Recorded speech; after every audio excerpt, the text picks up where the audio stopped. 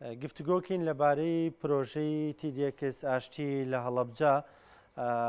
ئەم پرۆژەیە ئەمڕۆ لە شاری هەڵەبجەوە ڕادەگەیەندرێ. پرۆژەکە 2 مانگی تر لە 16ی پێنجە با بڵین دەست پێ دەکات، یەکەم ڕۆژی کارەکەی دەست پێ دەکات، بەڵام ئەمڕۆ ڕادەگەیەندرێت. گفتوگۆکین لەبارەی پرۆژەکەەوە TDX ئاشتی بۆچی ئاشتی، بۆچی هەڵەبجە و ناوەڕۆکی TDXەکە چییە، چی تیا دەخرێتە ڕوو، کێ تێیدا قسە دەکات. ئەم بابەتانە گفتوگۆکەین لەگەڵ زۆر بەڕێز عزیز ڕەحمان خۆ بەخێش لە TDX ئاشتی. سڵاو لێبێ بەخێراتی. بەخێر بێ سەرچاو.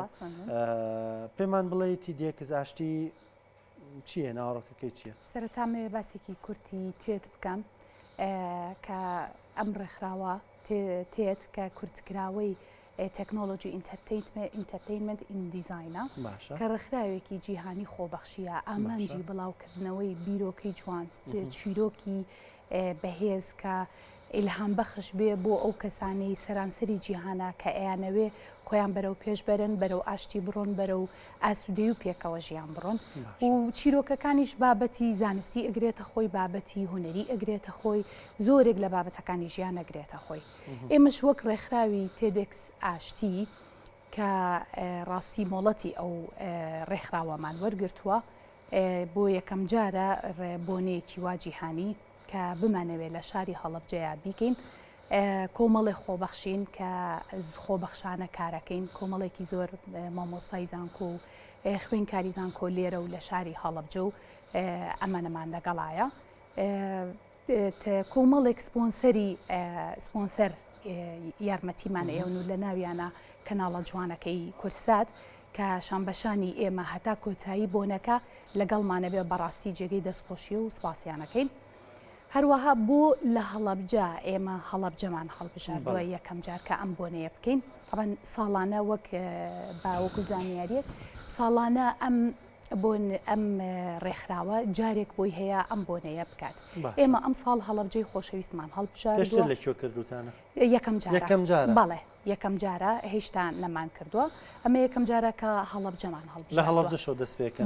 بەڵێ لە هەڵەبجەوە دەست پێکەین لەبەرەوەی بۆ هەڵەبجەمان هەڵبژاردووە، لەبەرەوەی هەڵەبجە وەک ئەزانین ئەمڕۆ کە 16ی سێیە بەڕاستی ئەو شارە یعنی جیاواز لە شارەکانی تری کوردستان ناخۆشی و نەهامەتی زۆری بینیوە، بۆی ئیتر ئێمە ئەوەنە نەڵێن هەڵەبجە لی قەوما و هەڵەبجە بەعکسەوە بڵین هەڵەبجە شتی جوانی هەیە، هەڵەبجە کەسانی زۆر بەتوانایتیایە کە ئەتوانن ببنە کەسانی جیهانی و بوشن. ئەمە ئەم ئامانجەمان هەیە، ئەمانەوێت لە هەڵەبجە ببێ بە سمبولێک بۆ ئاشتی بۆ وڵاتەکەمان، ئاشتی بۆ سەرانسەری جیهان. طبعاً ئەو کەسانەی کە قسە ئەکەن لەسەر شانۆی TDX ئاشتی لە شاری هەڵەبجە کەسانی ناو هەڵەبجەن، هەموو خاوەنی چیرۆکی سەرکەوتون، تەنانەت چیرۆکەکان لە ناوچەیش نییە، چیرۆکەکان جیهانیە، هەمویان هەڵەبجەین، کاری زۆر گەورەیان ئەوەکو مەرزداتان ناوە؟ وەڵاهی لەبەر ئەوەی کە بۆ ئەوی بە هەڵەبجەیەکان بڵین ئێوە هەن، ئێوە شتن، ئێوە ئەتوانن هەموو شتێ بکەن لەگەڵ ئەوەی کە شارەکە پەراوێز خراوە و کۆمەڵێک بڵین گلەی و ناڕەزایی هەیە، بەڵام ئەم لایەنە جوانەی تری هەڵەبجەش هەر هەیە. لەبەر ئەوە بەڵێ کەسەکان ئەوانەی کە لەسەر شانۆکە قسەکەن هەمووی خاوەنی چیرۆکی زۆر بەتوانان و جیهانین و خەڵکی هەڵەبجەشن. باشە ئەمەژە بۆ کەروتە جیهانیە؟ بەڵێ ینی لەسەر ئاستی جیهانە. بەڵێ لەسەر ئاستی جیهان لە سەرەتایە لە کالیفۆرنیاوە طبعاً ئەمە لە ساڵی 1984 ئەم ڕێکخراوە لەلایەن ئەندازیارێکی بیناسازیەوە دروستکرا و دوایی فکرەکە زۆر بەپێز بوو، زۆر بەهێز بوو، زۆر ئیلهام بەخش بوو، وردە بڵاو بووە بە جیهانە و کە هەر کاتێک مۆڵەتێک ئەیەن بە وڵاتێک ئێکسێک پاشگرێکی ئێکسێک بۆ ڕێکخراوەکە زیاد ئەکەن و ئێمەش کە مۆڵەتەکەیانمان وەرگرتووە بەڵێ ئەم ڕێکخراوە ڕێکخراوێکی جیهانیە و ئێمە کە ئەیکەین بۆ هەڵەبجە ناوی هەڵەبجە و جوگرافیای هەڵەبجە ئەچێتە ناو شانووی ڕێکخراوێکی جیهانیەوە کە لەوانەیە زۆرێک لە خەڵکان ئیتر لە مەودوا چیرۆکی هەڵەبجە و سەرکەوتنەکان و خۆشی هەڵەبجە ئەبیستن. چەند کەستان دیاری کردووە ئەو کەسانەی وەکو دەکەس وەکو قسەکەر بەڵێ دەکە نۆیان هەڵەبجەیە. نۆیان هەڵەبجەیە و کاری زۆر جوان و زۆر گەورە. باشە جگە لە گەڕانەوەی چیرۆکی کەسەکان هیچ چالاکیێکی تری بەڵێ بەڵێ چالاکی تری زۆرتیا کرێ کەسی هەڵەبجەیی کە بۆ نمونە مۆسیقا و گۆرانی و کۆمەڵێ بەڵێ کار و چالاکی تری تیاکرێت. هەڵەبجە بۆ خۆی مەڵبەندی گۆرانی و شعر و شاعرانی دیاری ئەم وڵاتەشە. خاڵێکی تریش کامەوێ لەسەری بڵێم لە هەڵەبجە ئاوێتە بوون و پێکەوە ژیانە بۆ کە هەموو ئەزانین کە هەڵەبجەییەکان و هەڵەبجەی بیر و بۆچوونی زۆر جیاواز لە هەڵەبجەیە ئاین و فکرە و ئایدیای جیاواز هەیە پێکەوە ژیانێکی زۆر جوان هەیە لە هەڵەبجەیە. جارێکی ترە ئێمە ئەمانەوێت ئەم لایەنەی تری هەڵەبجە بخەینە ڕوو بڵین هەڵەبجەیەکان زۆر یعنی ئامادەی پێکەوە ژیان و ئاوێتە بوونیان هەیە و لەسەر و ئەوەشەوە خاڵێکی تر کە ئامانجی تێدێکس ئاشتیە ڕێزگرتن و پێگەی ژنانە لە شاری هەڵەبجەی خۆشەویست وەکە زانین هەر لە کۆنەوە ئێمە عادیلە خانممان هەبووە لە هەڵەبجەیە کە شانبەشانی عوسمان پاشای جاف کە هاوسەرەکەی بووە دەورێکی زۆر باڵای هەبووە لە بەڕێوەبردننی کاروباری ئیداری هەڵەبجەیە و حتا ئینگلیزەکان زۆر پێی سەرسان بوون بە بڕیارە بەهێزەکانی و بە کەسایەتی ئەو ئافرەتە و ئێستش ئەم ڕنگانەوەیە وجودی زۆر زۆرە لە هەڵەبجەیە بۆ نمونە قایمقامەکەی ئافرەتە بەڕێوبەری گەشت و گوزارەکەی ئافرەتە سەرۆکی زانکۆکەی ئافرەتە ڕاگری پەیمانگاکەی ئافرەتە و زۆرێکی تریش کە ئافرەتن و ئەمە لایەنی جوانی کەسایەتی هەڵەبجەیە و شاری هەڵەبجەیە کە ئامانجی ئێمەیە بیخەینە ڕوو.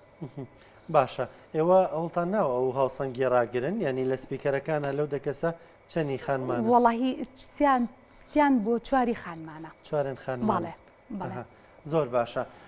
شتێک ماوە لەسەر پرۆژەکە باسی بکەی 16 مانگ لە هەڵەبجە ئێمە لێرەوە بەڵێ لێرەوە ئەمە یەکەم جارە کە ئەمانەوێ بە فەرمی لە 16 سێیە کە ئەمانەوێ لە جێگی ئەو ئازارانەی خەڵکی هەڵەبجە و دانیشتوانی هەڵەبجە پێیان بڵین لە 15 پێنجا بۆنەیەکی جیهانی بۆ خۆشەویستانی شاری هەڵەبجە هەیە و ئێمە ئەمانەوێ لێرەوە ڕای بگەینی. لەوێ چەند ڕۆژە خایێنێ؟ یەک ڕۆژە؟ بەڵێ یەک ڕۆژە بەڵێ یەک ڕۆژ تا ئێوارەی ئەوێت. باشە هەموو هەوڵاتیان بۆیان هەیە بەشدار بن؟ داخێر بڵێ بە شێوەی ڕاستە و خۆ هەموو هەوڵاتیان و شاری هەڵەبجە و ئەتوانن بەڵێ بەشدار بن بەس بۆ کۆی بۆ ناو هۆڵەکە کۆمەڵی خەڵکی دیاری کراوە. بەڵێ دەستان خۆش بێ زۆر سپاس سەرکەوتوو بن زۆر بێگومان ئێمەش لە ماوەی ئەم دوو مانگەیە هەرچیەک زۆر سپاسی کەناڵەکەتانەکەین کە لە ڕووی میدیاییەوە کەناڵی کورسات زۆر هاوکارمانە و بەڵێنیشی داوە هەتا کۆتایی بۆنەکە لەگەڵمانە بێت. کورسات بارک واجبی خۆی زانێ بە تایبەت کارێک بۆ هەڵەبجە بکرێت و کارێکی لەو شێوەیە بێ ئەوە واجبی خۆمانە.